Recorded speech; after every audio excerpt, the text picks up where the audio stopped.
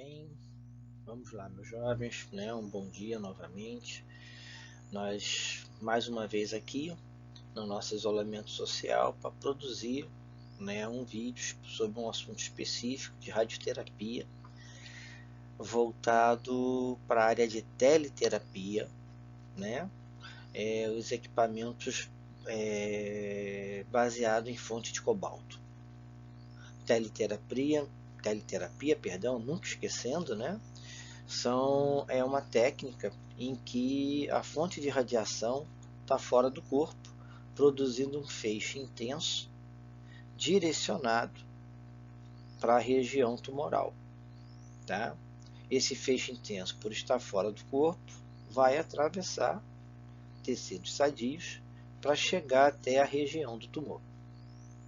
Então hoje, né, nessa videoaula, nós vamos falar um pouquinho do equipamento de teleterapia por fonte de cobalto. Apresentar suas características, apresentar as características do material que está gerando a radiação ionizante, né, para que a gente possa compreender os benefícios e como esse equipamento e como ele serve à área de teleterapia da radioterapia. Ok? Vamos lá então. Bem, vamos nós, né? Primeiro, antes da gente falar do equipamento propriamente dito, né? Vamos falar da fonte de cobalto, né? Cobalto é um material radioativo, emissor beta-gama, com tempo de meia-vida superior a 5 anos, em torno de 5,24 anos. Ele é metálico, né? E ele, no seu processo de decaimento, né, ele emite um beta, e buscando a continuidade da sua estabilização, ele emite 2 gamas, 2 fótons gama, um com energia de 1173 aproximadamente, e o outro com 1332 kevs, kV, né? Ao contrário de uma fonte emissora de raio-x, uma fonte emissora gama, ela não emite fótons desde baixa energia até o valor máximo. Uma fonte emissora de radiação gama emite fótons com energias específicas. E no caso de cobalto, ele emite gamas com 2 valores de energia apenas. Um de 1173 e um de 1332. Por isso que é muito comum, em vários cálculos, trabalhos de radioterapia, se falar da energia de 1250 kV para o cobalto.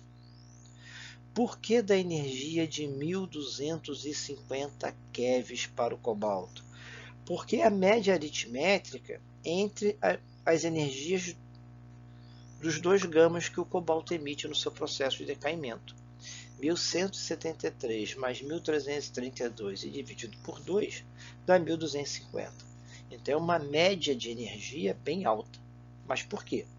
Porque o cobalto, como qualquer material radioativo que emite gama, emite fótons com energias discretas, valores conhecidos.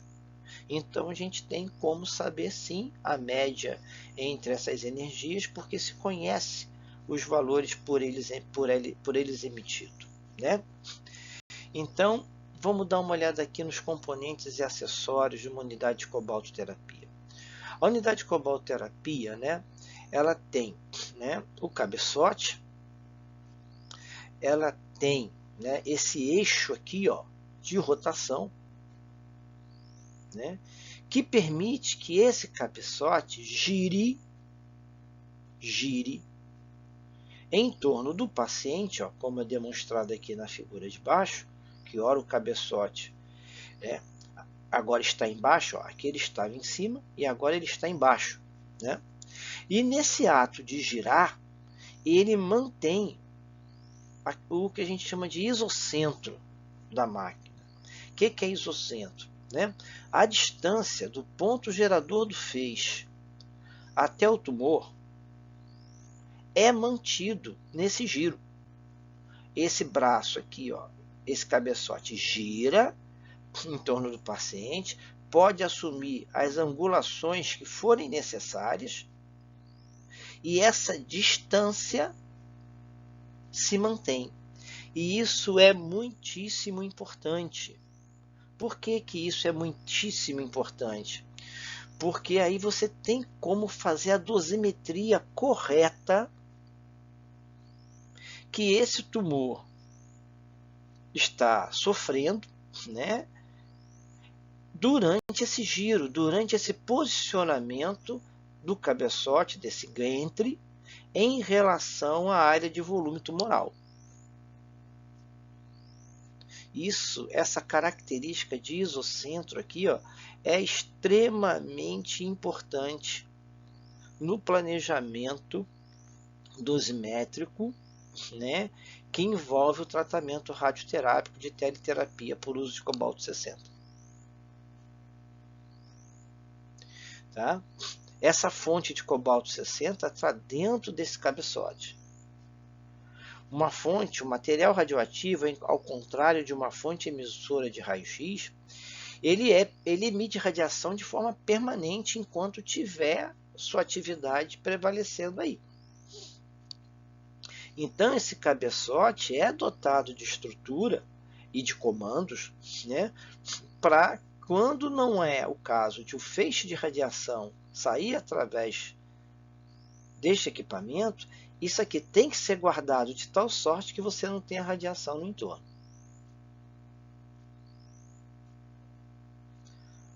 Ok? Isso também é algo muito, muito, muito importante. Tá ok, meus jovens? Tá?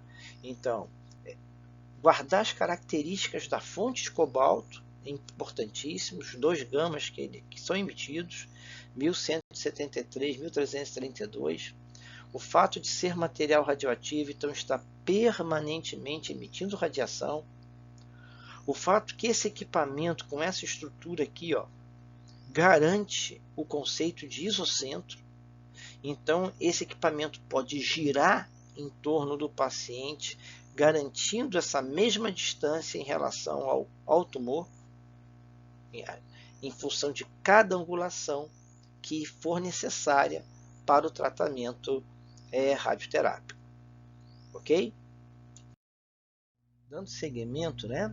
Agora nós vamos olhar um pouquinho com mais detalhes para dentro aqui do cabeçote, onde a gente tem a fonte e a estrutura que permite a exposição do feixe, né? Essa figura aqui, ó, ela está representando esquematicamente, né, essa unidade. Possui uma blindagem aqui dentro, ó, como é representado aqui, ó, chumbo ou urânio exaurido ou tungstênio, né? Chumbo não é o melhor material para a blindagem, tá? Não é o melhor material para a blindagem, porque ele tem um ponto de fusão baixo, né? Ele pega fogo rápido, 300 graus é suficiente, e é muito macio. Então essas duas condições não tornam o chumbo o melhor elemento. O urânio exaurido e tungstênio são os melhores elementos para blindagem, porque tem ponto de fusão bem alto, né? Ponto de queima bem alto. São materiais duros, né? Vantagens e desvantagens. O tungstênio é um material estável, né? Neutro, não emite radiação nenhuma, porém ele é caro. Fazer uma blindagem de tungstênio para uma fonte de radiação ionizante não é barato. O urânio exaurido, como a gente já comentou na aula telepresencial que tivemos, né? Ele é a sobra do processo de enriquecimento de urânio, que é aumentar a quantidade de urânio 235 em relação ao que existe na natureza, que é de 0,7%. Né? Quando você faz isso, você produz uma parte uma parte do urânio que está sendo utilizado no processo de enriquecimento, né, com um percentual de urânio 235 inferior a 0,7. E a esse material a gente chama de urânio exaurido. Então, esse material ele é um subproduto do processo de enriquecimento que, num primeiro momento, não tem destino. Então, usá-lo para blindagem é dar destino a algo que você só ia ter que guardar. Então, são vantagens e desvantagens desses dois materiais que são utilizados aqui na blindagem, né?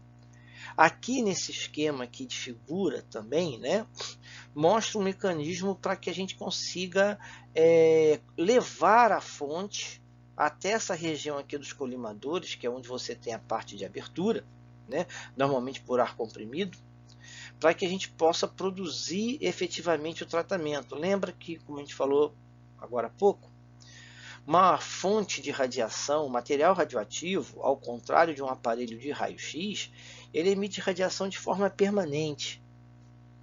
Ele não para de emitir radiação. Então, quando a gente não está fazendo uso do feixe, ele tem que estar guardado no meio de blindagem para que essa radiação não saia e não exponha quem está aqui em volta. Tá? É um material radioativo que está sendo trabalhado aqui, então existem sistemas de segurança para garantir, né, que na ausência de energia elétrica haja um deslocamento dessa fonte. E o mecanismo por ar comprimido garante que, se houver falta de energia elétrica durante um processo aqui de exposição, essa fonte é recolhida mesmo com a falta de energia elétrica. Essa fonte aqui, ó, é uma fonte categoria 1, segundo a Agência Internacional de Energia Atômica. Uma fonte extremamente perigosa que causa efeito determinístico e que pode levar à morte. O material radioativo aqui contido não tem uma quantidade de massa muito grande, porque ele tem uma atividade específica, ou seja, atividade por grama muito elevada. Essa fonte aqui ela é uma fonte selada, porque ela está dentro de encapsulamento de aço, na realidade de 3 encapsulamentos de aço. Tá? Para que ela seja uma fonte selada, para que no caso de um acidente, no caso de um mau funcionamento, não exista a possibilidade de contaminação. Né? Antes que alguém lembre de Goiânia, ocorreu um furto desse cabeçote que, em função do chumbo, que foi motivo da cobiça, tudo foi quebrado aqui, ó, para gerar mais fragmento de chumbo. O de Goiânia era chumbo, né? E para ter maior valor de venda. E quando se chegou a cápsula do césio, né, se rompeu porque se acreditou que algo muito bem escondido tivesse muito valor. O césio, ao contrário do cobalto, que é metálico, né, o césio é comercializado na forma de cloreto. Uma analogia que a gente pode fazer é com purpurina. O césio, que era utilizado no aparelho de radioterapia lá em Goiânia, ele tinha uma semelhança à purpurina. E além disso, a forma de cloreto ele é solúvel em água. Então, cloreto de césio, se cair no chão, se misturar em água, você não separa mais. Não à toa que o césio parou de ser usado para esse tipo de equipamento. Com cobalto é diferente, ele é um material metálico. Eu uso uma analogia de comparar ele àqueles confeitezinhos prateados de bolo, né? Muito semelhante. Então, se aquilo cai no chão, você consegue separar. Né? Então, essas são as características que a gente tem aqui, ó, do cabeçote, né? Da sua blindagem, da sua fonte, seu material radioativo. E aqui a região onde a gente tem os colimadores, que é onde esse feixe de radiação de alta energia vai ser delimitado. Então a gente está trabalhando com energia alta, uma energia média de 1250 keVs. Então esses colimadores também não são tão simples assim, porque se eu tenho que limitar esse feixe, não permitir que essa radiação saia fora dessa região, que não seja esse espaço, essa abertura, esses colimadores têm que ter uma densidade, um material de tal sorte que realmente impeça que essa radiação saia por outra região que não seja essa delimitação aqui em direção à região onde tem o tumor. Ok, meus caros? Continuando, a gente vai falar agora um pouco do ambiente onde esse equipamento é instalado. Então aqui, ó, a gente tem um desenho, né, do Gantry com o braço, com a sua capacidade de isocentro para girar em torno do paciente que está na mesa de tratamento. A gente tem uma sala em que é demonstrada a blindagem. E essa parede aqui, ó, indica a presença de um labirinto. O que é um labirinto, né? Essa parede só caracteriza um labirinto? Caracteriza sim, porque o labirinto é uma estrutura de construção em que você impede a visada direta de uma saída, né, por algo que você quer impedir, no nosso caso, feixe de radiação. Então essa parede aqui, ela está impedindo que o feixe primário desse equipamento aqui, ó, tenha uma visada, ou seja, uma linha de exposição em relação à porta. Então, as estruturas de blindagem das salas radioterápicas têm na sua construção o conceito de labirinto. Além disso, são posicionados detectores de radiação em pontos chaves, bem como câmeras em pontos chaves, para que garantir segurança. Aqui eu garanto que a dose aqui dentro, durante a exposição do feixe primário, é a prevista, é a que vai ser monitorada aqui, ó, na mesa de comando. Se não for, eu tenho como cortar esse feixe. Da mesma forma, a presença das câmeras impede que esse equipamento comece a funcionar com pessoas aqui dentro que não seja o paciente que vai ser tratado. Também essas câmeras me possibilitam o controle de fechamento dessa porta visual. Além disso, essas portas aqui, elas têm sensor de fechamento que habilita, por exemplo, o comando desse Gantry. A mesa só tem a condição de comando dessa exposição quando essa porta está fechada.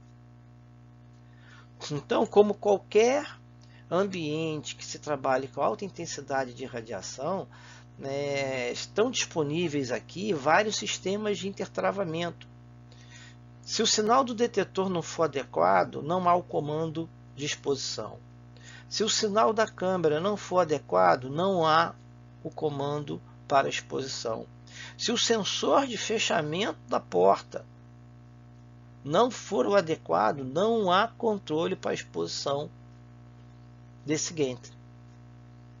Então, além da capacidade, além do trabalho técnico do profissional aqui nessa região de comando, você tem sinais de intertravamentos para garantir segurança, né? Para impedir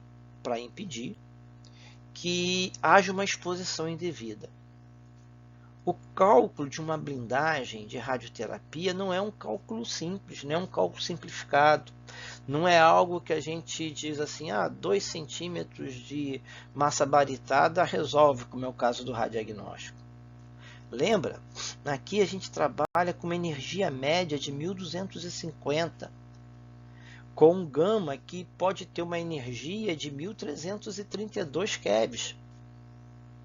Com essa energia, não só pode ocorrer e vai ocorrer efeito fotoelétrico e Compton nessa blindagem, como a existência de produção de par também, e a produção de fótons aqui dentro, com energia de 511 keV em função do processo de aniquilação.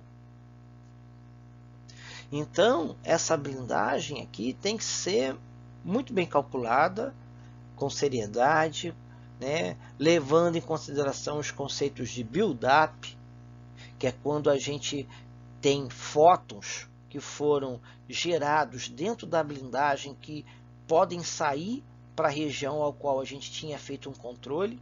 A gente não pode fazer um cálculo de uma blindagem para radioterapia assumindo que todos os fótons vêm dessa fonte primária, porque vão ocorrer interações dentro dessa blindagem que podem produzir doses em regiões do entorno.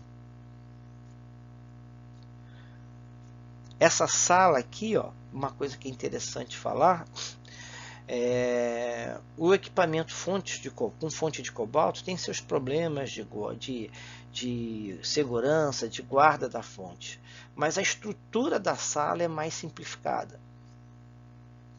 Ambientes menores podem ser usados quando se faz uso de fonte de cobalto,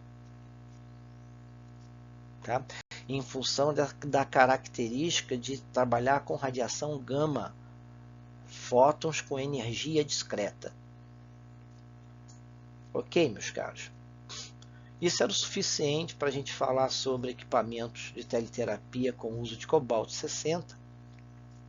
Na nossa próxima aula nós vamos falar sobre os equipamentos aceleradores lineares com produção de raio-x e vamos fazer até uma comparação entre os dois com seus prós e seus contras, uma vez que o equipamento com cobalto, com material radioativo, está perdendo espaço a passos largos em relação aos aceleradores lineares. Mas é bom que os profissionais que serão tecnólogos em radiologia tenham conhecimento que isso tem prós e isso tem contras. Tá ok, meus caros, né? Até a próxima semana, então.